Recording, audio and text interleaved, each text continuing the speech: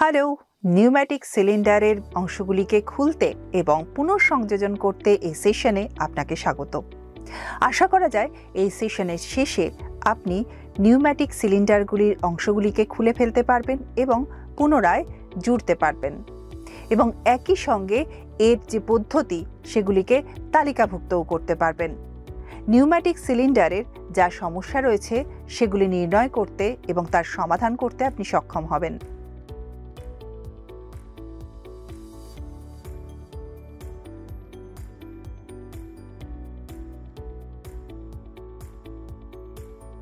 এখন আমরা শিখব কিভাবে সিঙ্গল এবং ডাবল অ্যাক্টিং নিউম্যাটিক সিলিন্ডারের বিভিন্ন অংশকে আলাদা করতে হয়। সিঙ্গল অ্যাক্টিং সিলিন্ডারের বিভিন্ন অংশকে আলাদা করার সময় প্রথমে আমরা সিলিন্ডার থেকে কম্প্রেস করা বায়ু সরবরাহ করা লাইনগুলোকে আলাদা করব।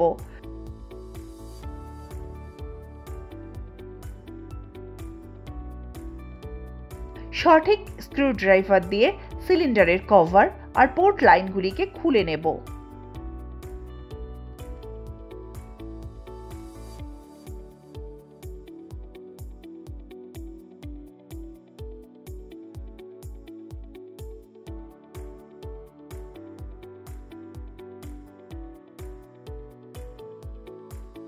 তারপর একটি স্ট্র্যাপ রেঞ্চ অথবা সফট জ রেঞ্চ দিয়ে পিস্টন রডের খাঁজ কাটা প্রান্তটি চেপে ধরতে হবে। এবার সেলফ লকিং নাট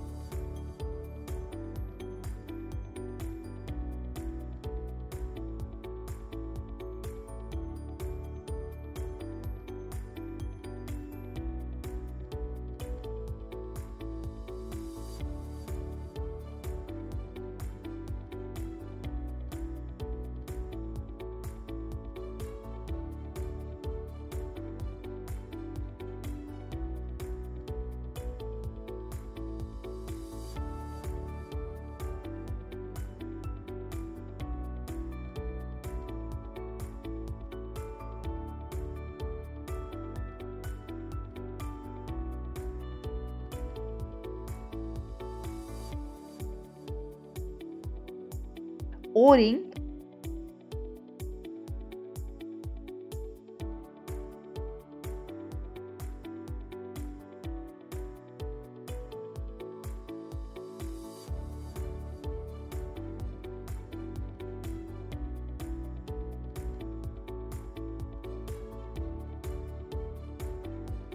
এবং পিস্টনকে খুলে সরিয়ে রাখতে হবে।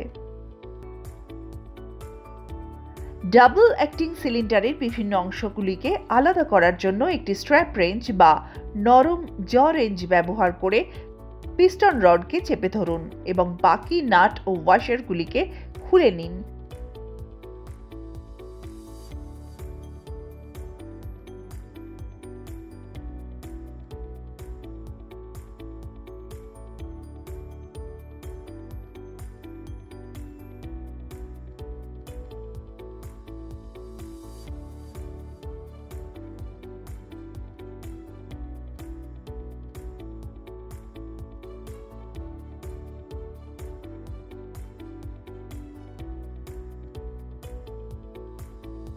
সংকুচিত এয়ার টিউব লাইনের সংযোগ বিচ্ছিন্ন করার আগে সিলিন্ডার কভার এবং পোর্ট প্যাসেজগুলি খুলে নিন।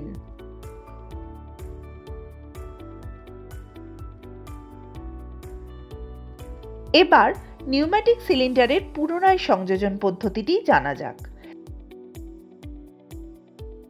নিউম্যাটিক সিলিন্ডারকে জোড়া লাগানো শুরু করুন ফ্রন্ট এন্ড ক্যাপ থেকে।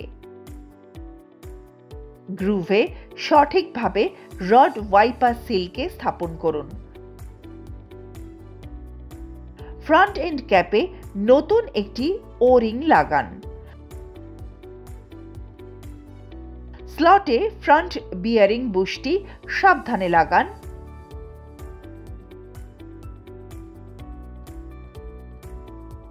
এবং স্পিড নিয়ন্ত্রণকারী স্ক্রুগুলো পরীক্ষা করুন।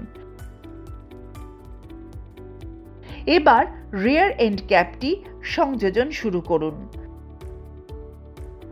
সাবধানে বিয়ারিং বুশ ইনস্টল করুন। রিয়ার এন্ড ক্যাপটিতে একটি নতুন ও-রিং লাগান। স্পিড নিয়ন্ত্রণকারী স্ক্রুগুলো পরীক্ষা করুন।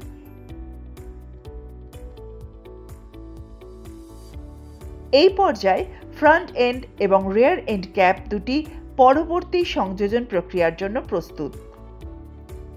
এরপর আসুন দেখি কিভাবে পিস্টন রড সেটটি সংযোজন করতে হয়।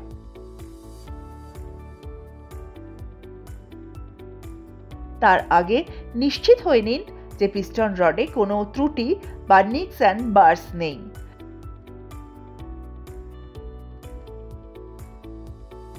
এবার পিস্টনে নতুন পিস্টন ইউ কাপ সিল দুটি একত্রিত করুন। পিস্টনের রাবারের দিকটি যেন অবশ্যই রড এবং বিয়ারিং এর দিকে মুখ করে থাকে।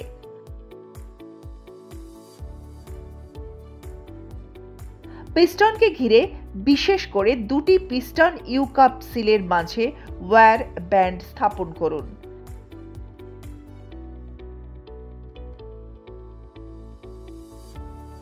Piston U cup seal front end ক্যাপে এবং রিয়ার এন্ড ক্যাপের উপর সিলিন্ডার টিউব আইডি যদি ডাবল অ্যাক্টিং হয় তাহলে পিস্টন প্রান্তে এবং পিস্টন রডের কার্যকরী দৈর্ঘ্য বরাবর গ্রিসের হালকা প্রলেপ লাগান।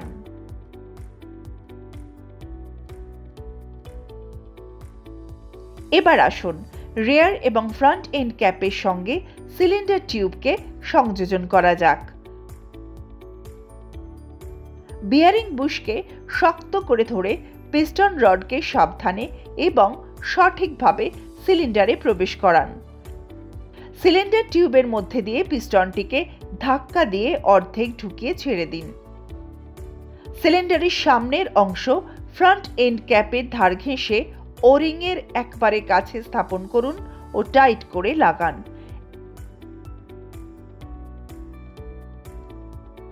একইভাবে সিলিন্ডারের অন্য প্রান্তটি ও-রিং এর একেবারে কাছে ব্যাক এন্ড ক্যাপের উপর রেখে যতক্ষণ না পিস্টন রড ও সিলিন্ডার গ্রুভের মধ্যে ঠিকমতো আটছে ততক্ষণ জোরে চাপ দিন।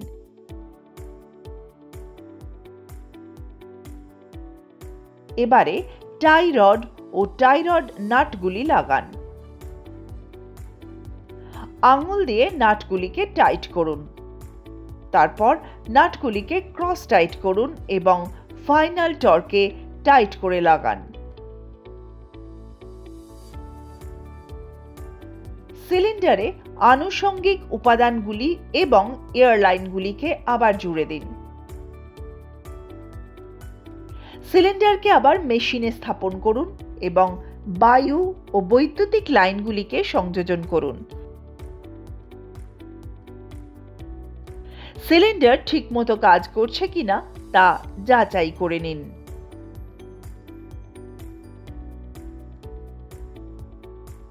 নিউম্যাটিক সিলিন্ডারের পুনঃসংযোজন পদ্ধতিটি শেখার পর আসুন এটি পরীক্ষা করার প্রক্রিয়াটি জেনে নিই। ফ্রন্ট এন্ড ক্যাপের ইনলেটে পোর্টে বায়ু প্রবেশ করান। একটা ব্রাশ ও সাবান জলের মিশ্রণ ব্যবহার করে লিক আছে কিনা তা পরীক্ষা করুন। সিলিন্ডারকে পুরোপুরি ডুবিয়ে দেবেন না। স্পিড ফিটিংয়ে বায়ু প্রবেশ করিয়ে এবং পিস্টন রড পুরোপুরি প্রসারিত হলে স্পিড ফিটিংয়ে বাতাস চলাচলের প্যাসেজকে খুলে দিন এবং লক্ষ্য করুন যে পিস্টন রডটি রিয়ার ক্যাপের দিকে এগিয়ে যাচ্ছে। Front cap adjustment screw, front cap piston rod seal, rear cap adjustment screw এবং এর কাছাকাছি পোর্টগুলি যদি থাকে, স্পিড ফিটিং এবং ফ্রন্ট এন্ড ক্যাপের মধ্যেকার পাইপিং, ক্যাপ গ্যাসকেটে সিলিন্ডারের উভয় প্রান্তে এবং স্পিড ফিটিং এক্সস্ট পোর্টে কোনো লিকেজ আছে কিনা তা পরীক্ষা করুন। কোনো লিক থাকলে সারিয়ে নিন এবং আবার পরীক্ষা করুন। এবারে নিউম্যাটিক সিলিন্ডারে কোনো রকম গোলযোগ আছে কিনা তা পরীক্ষা করুন এবং যথাযথ ব্যবস্থা গ্রহণ করুন। সিলিন্ডার টিউবের ভিতরের দিকটি পরীক্ষা করুন। যদি আইডি ক্ষয়ে গিয়ে থাকে অথবা ভিতরের দিকে যদি গভীর স্ক্র্যাচ বা খাঁজ দেখা দেয় তাহলে বদলে দিন। সিলিন্ডার টিউব এবং রডে জং ধরেছে কিনা বা ক্ষতিগ্রস্ত হয়েছে কিনা সেটি সব সময় পরীক্ষা করে নিন, কেননা এই জায়গাগুলির ক্ষয় হবার বা ভেঙে যাবার প্রবণতা থাকে। যদি বেশি মাত্রায় জং ধরে বা ক্ষতিগ্রস্ত হয় তাহলে অবশ্যই পুরো সিলিন্ডার এবং এর সঙ্গে যুক্ত অংশগুলিকে বদলে নেবার প্রয়োজন হতে পারে। আউটার এয়ার সিলিন্ডারের গায়ে বা মাউন্টিং ব্র্যাকেটগুলিতে কোনো ধুলো পড়ে নেই সে বিষয়ে নিশ্চিত হন।